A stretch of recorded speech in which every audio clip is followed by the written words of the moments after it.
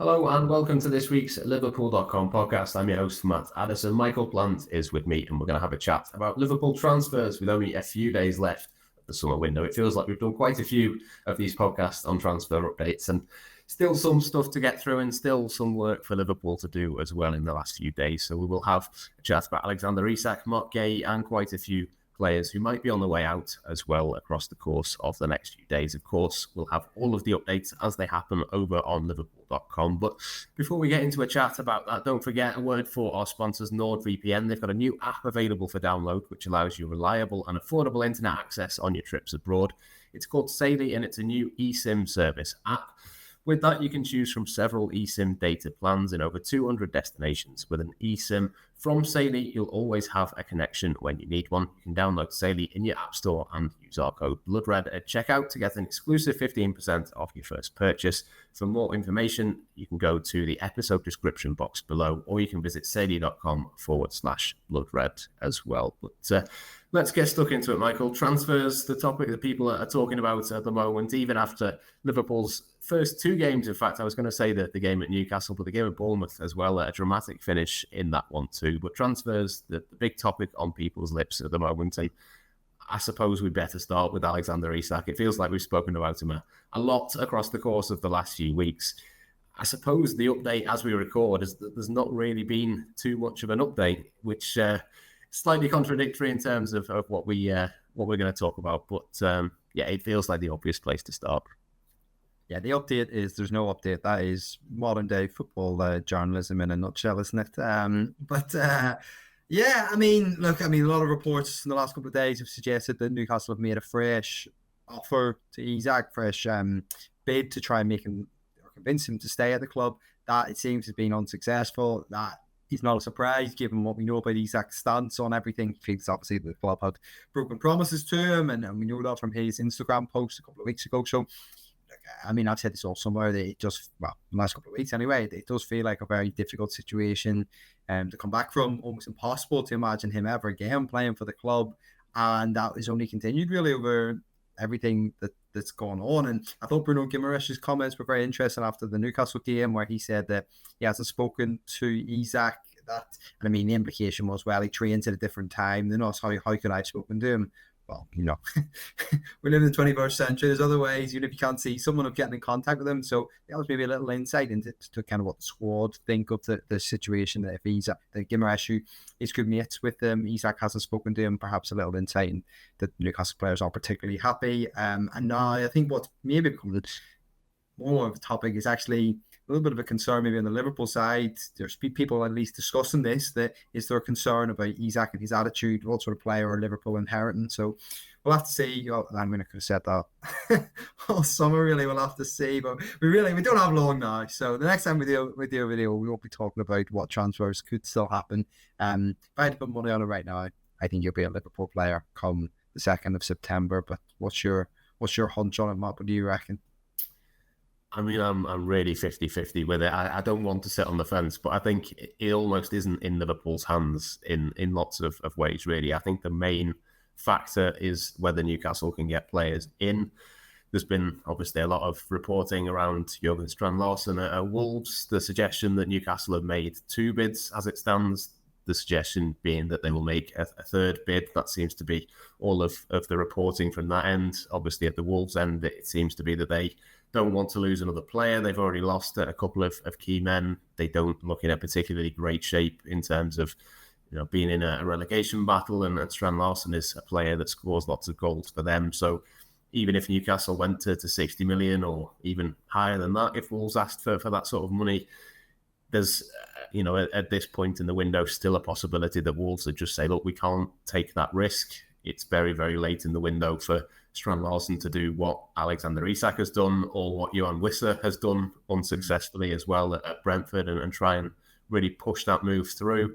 At this stage of the summer, it's very difficult to see how that would happen as well. Obviously, there's going to be games this weekend. There's still time before that transfer deadline for things to change and things to happen. But I think both of those deals are in the balance. If Newcastle were to get Strand-Larsen and Yoane Wissa, I think then it just makes sense for all parties that they go back to Liverpool and say, look, we've got 2 players in, this is the price, let's negotiate and go from there. But I think it basically hinges on that from my perspective. Everything that we know about the situation at this point, you can understand as well why Newcastle wouldn't let Alexander Isak go if they didn't get those replacements in. That's, a perfectly fair stance to take. I suppose if you're Alexander Isak, you might then say, well, I did give you all summer to do that and you haven't managed, so whose fault is that? So it is tricky at this point, I think, to predict what happens next. But I personally think it's very much in the balance, and there's not really a great deal that Liverpool can do about it, which I suppose then leads on to the question of, well, if there's not much Liverpool can do about it, are they taking a gamble in terms of getting him or not? If they don't get him, links with Rodrigo have been played down because of Rio and Gamoa's emergence and the other options that Liverpool have got. But that would be my next question then is, well, if they don't get Isak, what happens then? And does the stance on Isak suggest maybe that they are confident of it, or maybe that they're just prepared to take a risk as we've seen them do in the past?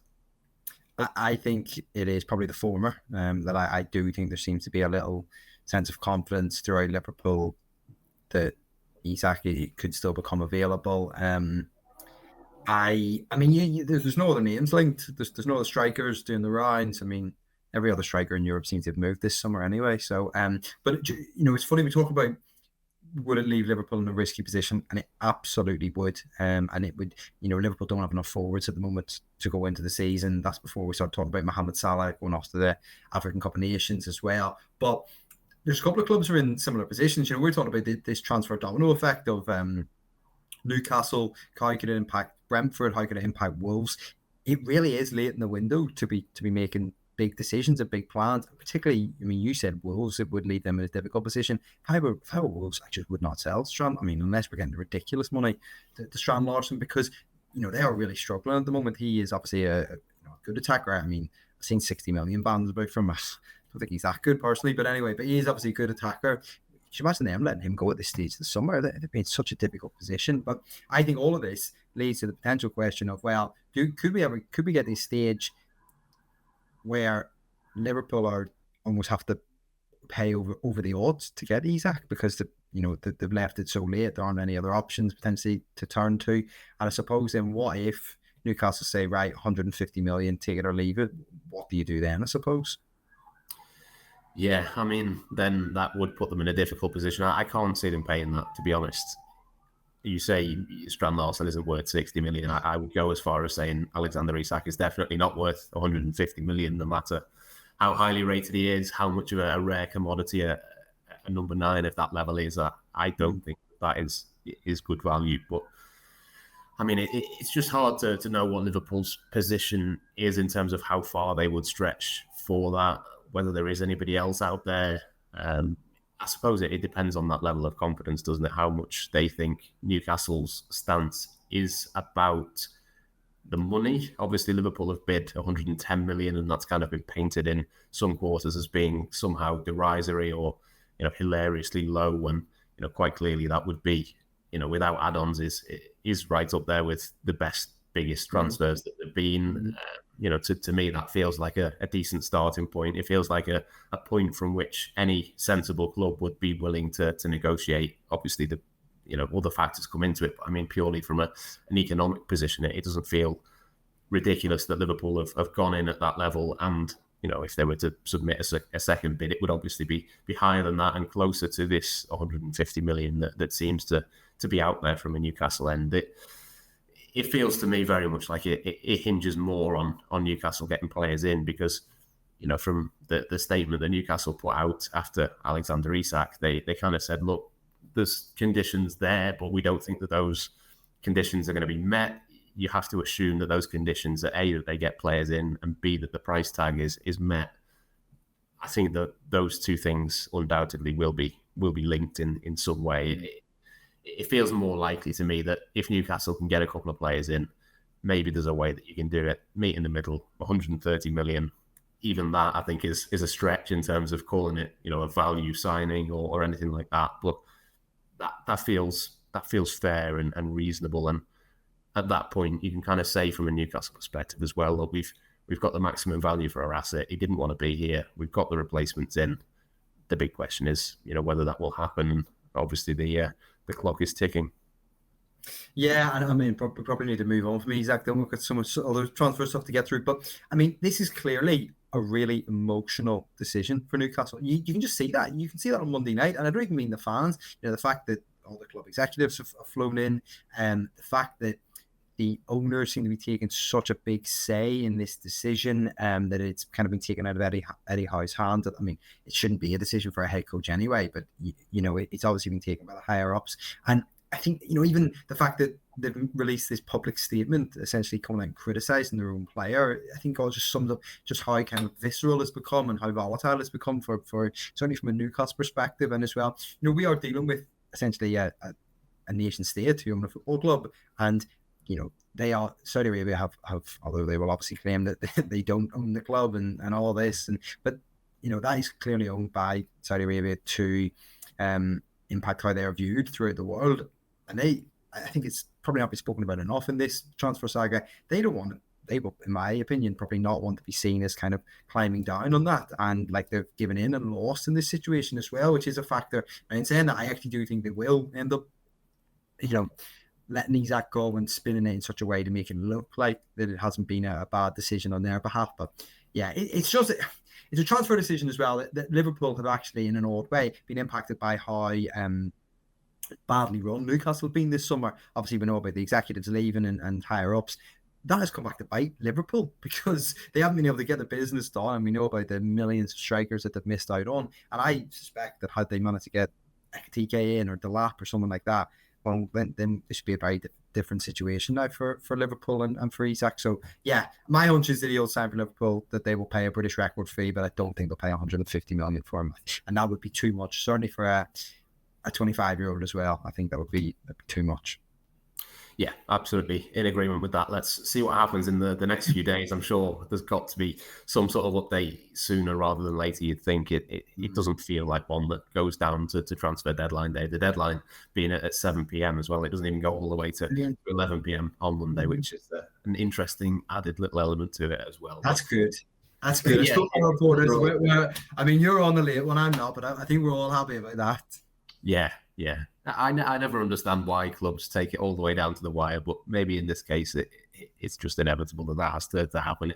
It's dragged on that long. It doesn't feel like it's going to be a quick resolution, but hopefully there is some sort of movement on that one way or the other in the next couple of days anyway. But let's move on to Marc Guehi as well. Obviously, Newcastle have been very, very insistent that Alexander Isak won't be going anywhere. We've heard from Crystal Palace's chief executive essentially saying that they can't afford for Marc Guehi to still be there this season. It doesn't sound like Oliver Glasner is particularly on the same page with that, but it feels like much more likely that this one might happen, and probably for a much more realistic price as well.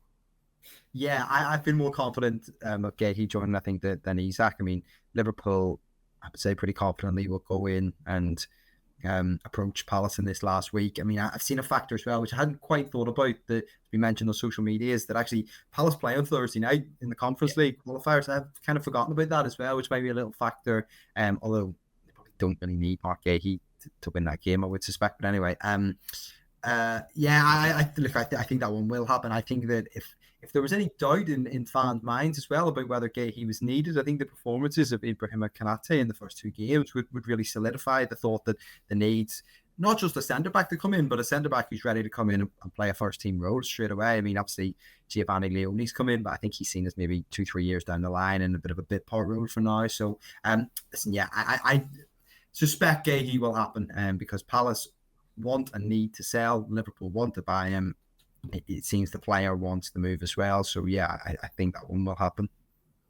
Yeah, I feel like this one is inevitable, not necessarily in this transfer window. If it doesn't happen now, I think he'll be a Liverpool player at some point. It's more a question of, do they pay a fee or do they maybe wait a year and get him for nothing? I think there's no bad way of looking at that. It's interesting as well. You mentioned Konate there. I thought he did a few good things actually against Newcastle, but then there was some absolute calamities as well. That the set pieces weren't great. Some of his passing was a little bit crazy at times as well. Yeah. Some bizarre decisions, really. Obviously, we know that his level is very high, but I do wonder if there was possibly a tiny question mark in Marc Guehi's eyes of, will I get enough minutes? Will I be able to, in a World Cup year, be able to go to Liverpool? I wonder if the first couple of games possibly might have given him a little bit more confidence that actually, yes, he might be able to get into this team. Now, across the course of a campaign, I'd expect Konate to improve. I think he's a really, really high-level footballer. He's got a couple of things to iron out, and obviously he's getting to an age where he kind of needs to do that to take that next step now. But I do think there would be enough minutes really there for him. But, I mean, yeah, I mentioned before, Steve Parish has come out and said that essentially they can't afford to lose him for free. When you start to say that, I mean, it feels a little bit inevitable. I think that one will happen. Yeah, and I mean, Palace are definitely interested in Manuel Akanji, and they would be interested in taking him to Selhurst Park if Guehi does go. The fact that they have reached out to City obviously shows they are thinking about centre-back options as well. I actually think that'd be a great move for Palace. I really like Akanji. Obviously I used to cover Man City as well. I think he's a really good player. I probably shouldn't say this. I think he might be better than Marc Guehi, to be honest, personally. But anyway, that's a separate note. But that, again, feels like a situation that suits everyone, albeit Akanji's a little bit older, isn't he? I suppose you're getting more out of Guehi in the long term. Yeah, I just think it seems to make sense for everyone, and let's see what that one will bring. I think it's an obvious sign as well, if Liverpool do go for another centre-back. I think it does raise the question a little bit of, is Joe Gomez the Liverpool feel he can be relied on? I suspect that if Konate was playing well, that Gomez was fit and was reliable, that maybe this would look a little bit different. But those two factors, the fact that Guehi, an England international, could be available at a relatively low fee for someone of his quality, yeah, it just makes sense for everyone. I think this transfer, personally. Yeah, 35 million, I think absolutely makes sense for all parties. Any more than that, and I suspect Liverpool might just be tempted to wait. But as I say, Crystal Palace have pretty much given the game away in terms of what they need to happen. So they're not really in a position to negotiate particularly hard. But yeah, those are the two players that we think Liverpool are going to be interested in and probably are going to make an approach for before the transfer deadline. But there's obviously plenty of players who could be on the way out as well. So let's talk through a few of those. We'll start with Kostas Tsimikas. An interesting situation for him. I think probably we expected Liverpool to lose a left back at some point. At one point a few weeks ago, it looked like it might be Andy Robertson. But again, similar to Marc Guehi, really, it just feels like one that it just makes sense for all parties, really. If the right deal can be struck from a Liverpool perspective, they're not probably going to use Kostas Tsimikas that much. He isn't going to play much. If he can get himself a decent move, and there's plenty of clubs interested in him, again, it just feels like the right thing, wasn't it? Yeah, and we know there are several clubs interested in him. Obviously, Forest were interested earlier this window, weren't they? And that would seem to have gone a little bit cold. Forest have actually signed quite a few players in the last few weeks, and Tsimikas hasn't gone there. And funny enough, actually, I mean, it feels like a strange club at the moment, Forest. I don't know if I was in Tsimikas' shoes if I want to go there personally, but Roma have also reached out. I think the initial offer was a loan. Liverpool are more keen on a permanent transfer, understandably.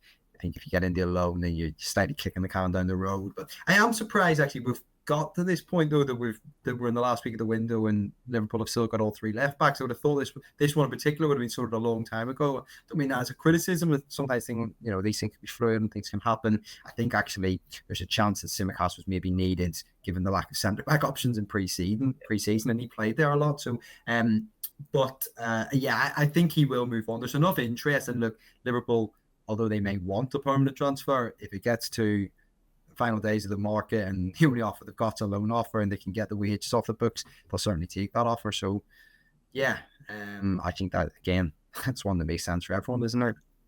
Yeah, it does seem to have gone a little bit quiet, but it does make a lot of sense, doesn't it, for him to move on? He's not been in the matchday squad, not even been on the bench in the first couple of games. Even when there's 2 games a week, I don't really foresee that will change unless there's an injury or some really bad turn of form for one of the other options. It just doesn't feel particularly likely. So that's definitely one to watch out for. James McConnell as well. Looks like he's going to sign a new contract and move on. Really good move for him. I think Ajax looks like the club that he's going to head to. I mean, that is the perfect move, isn't it? It's the perfect loan for all parties.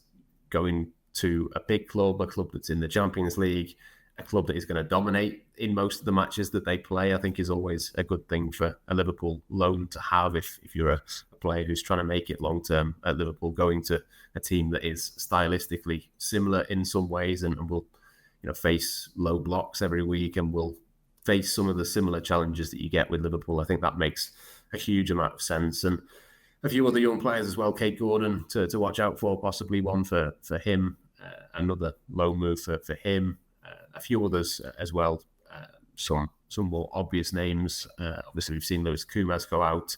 Wonder what might happen with Jayden Danns. Probably will stay around, but yeah, there's a few loans that we can probably expect. They're probably the transfer deadline day activity rather than the purchases, I would suspect, from a Liverpool perspective. Yeah, I think, maybe. What day is it now? Tuesday, Wednesday, I can't remember. Wednesday, isn't it? That's what happens when you walk this close to transfer deadline day. Yeah, so I think that obviously it also goes down in around the weekend, doesn't it? Given the obviously the play matches, so I think that'll be a factor. So you'd expect Thursday, Friday could be quite big days actually in terms of transfer news. And on the players you mentioned, James McConnell, I think it's a great loan for him. Yeah, he should do really well at Ajax. An opportunity for him, I think, to go and establish himself. He needs to play regularly. He's had a lot of injuries, and there was a lot of interest in the Championship for him, and the fact that to get a move to Ajax. I kind of forgot when the news initially broke, but Ajax are in the Champions League this season to be playing Champions League football for a lone player at 20 years old. That's a brilliant move for him. Katie Gordon, I think he's had a couple of two loans he had last season didn't work out well, and I think that one or two clubs have maybe been perhaps a little bit wary of taking one loan, kind of what I've heard. So, but he's got enough talent that you suspect maybe slightly further down the pyramid that there should be plenty of interest to take him on loan. And then Jayden Danns, I think he will stay. And although you do wonder what role he's going to play if Isak signs, because then you'd be striker number 3 in the pecking order, and I know Ekitike can play out wide. But so as you say, kind of, I think that there'll be plenty of youngsters going out, that's for sure. But one to chuck back there that we maybe just forgot is Harvey Elliott. What do you think about him in the final week of the window? Yeah, I was going to mention him as well. Again, similar to Tsimikas in some ways, I'm slightly surprised it's got to this point in the summer and nothing has happened. I did say a few weeks ago, I did wonder whether the price tag that Liverpool would ask for might put off a lot of potential suitors. I'm sure he will want to go to a team that is competing at a high level. He's a Champions League level player. He's a player that should be playing in that competition. He's not necessarily going to get many minutes for Liverpool, but for the majority of the teams in the top end of that European competition, he'd play most of the games. RB Leipzig looks like one that might be a possibility, but then Xavi Simons hasn't moved yet. Some talk that maybe Spurs could come in for him, if not Chelsea. I guess that if those two things happen, then maybe Leipzig would firm up their interest and put a bid in and see what happens. But without Liverpool signing another forward option, they're not going to sign a midfielder. I do wonder whether there's a bit of a conversation to be had really around whether they can actually afford to do that at this point in the summer. He's not going to play loads, and he would have been a player that would have brought in a substantial fee. It might still happen, but I think I'd be a little bit wary, especially if Isak doesn't come. But even if he does, I think there's an argument that Liverpool don't have enough forward options as it is. He's one that can play as a number 10. He can play, obviously, off the right as well, which would be an option if Mohamed Salah was to go to AFCON and then you needed somebody just to fill in. I've thought all summer it was inevitable that he was going to go, but the fact that he's still here now, there's a little bit of a question mark in my mind of, have Liverpool maybe left themselves a little bit short in the areas that he can fill in? I'm not saying if he does stay, he's going to play loads, but for him and for Federico Chiesa, actually, it sort of feels a bit like if they do stay, in a weird way, there might be a bit more of a route to minutes this season than what there was last season. So I don't know where you stand on Elliott or even Chiesa as well, but to me, if Liverpool don't bring anybody in, I'd definitely be keeping them. Yeah, I was just thinking as you were speaking, we did at the start of the window, we went through every single player in the squad, basically, whether it's stay or go. Well, we should have a listen back to that one because interested to see how many we got right. 'Cause there's so many players at the start of the summer and you're right, Elliot. I mean, do you remember he did that interview before the under-21s Euros, and he spoke about wanting to leave. He played so well at the Euros, and you just thought, well, this one's inevitable. Someone's going to come in and get him. And there's loads of interest, loads of clubs want him. I think you're absolutely right what you say. Liverpool's asking price is steep, and that's clearly what's put off a few clubs. I still think there's a very good chance that happens. I think he'd be suited to Germany, perhaps a little bit slower pace, although Germany is still a very physical league, actually, kind of more so than Spain and Italy. But I agree completely with what you say about the options in the wide areas, because Liverpool, the way we're going to be shaping up into the season is, who knows what's going to happen with Isak. I mean, let's presume he comes in. The centre forward role is okay, but then you've got the wide areas. You've got Salah and Gakpo. And when you're falling back in the reserves, then for those two, there's no that you can be relied on. For instance, last season, like Diaz or anyone like that. There's certainly, Ingamoa, obviously, we're all very excited about. But he's 16 years old. Frimpong's not a natural winger.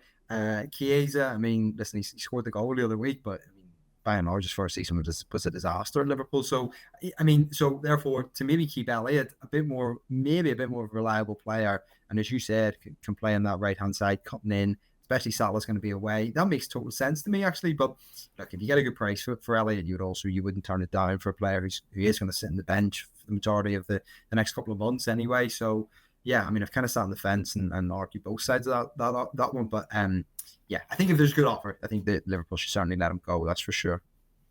Yeah, no, I think that's fair enough. I think with quite a few of these players, it could go either way. Obviously, Isak being the classic example, I feel very 50-50 on him. I feel similar, really. And I suppose it's because they are linked in some ways. If Isak comes in, maybe there's slightly more of an argument. But again, it feels like we've used the word domino effect or a chain or all of the sort of housing analogies and all of these kind of things.